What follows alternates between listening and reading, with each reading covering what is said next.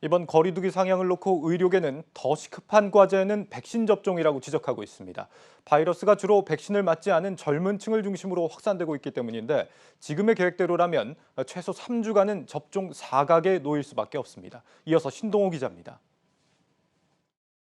신규 확진자가 연일 최다 기록을 갈아치우는 가운데 아직 백신 접종을 받지 않은 20대에서 50대를 중심으로 한 확산이 빠릅니다.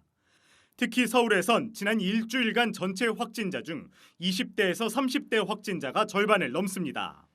상황이 이렇다 보니 코로나19 확진자 급증의 원인을 2030 세대 탓으로 돌리는 듯한 정부의 메시지가 여러 차례 나오기도 했습니다.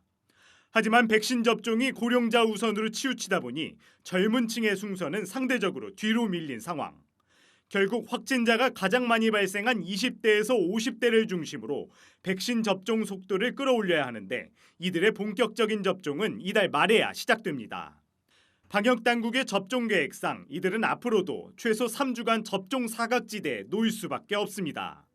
20대에서 50대 중 가장 먼저 백신을 맞게 될 55에서 59세의 경우 오는 12일부터 접종 예약에 돌입해 실제 접종 시작 시점은 26일부터입니다. 40대 이하는 다음 달에야 접종을 받을 수 있습니다. 20대에서 50대 접종 속도를 끌어올리는 것이 대유행 단계로 들어선 현 상황에 대응할 근본적인 해법이라고 의료계에선 이야기합니다. 13일부터 서울과 경기에서 지방자치단체 자율접종이 시행되지만 이마저도 물량은 턱없이 부족합니다. 20, 30대뿐만 아니라 전 계층이 다 맞아야 되겠죠. 문제는 백신이 없는 거잖아요. 백신 가뭄, 2차 가뭄에 지금 빠져 있거든요. 우선순위 문제도 있지만 그거보다 더 큰 거는 백신 확보가 안 되는 게 더 큰 문제가 있어요.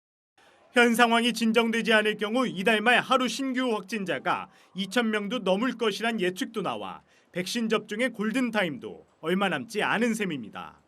한국경제TV 신동우입니다.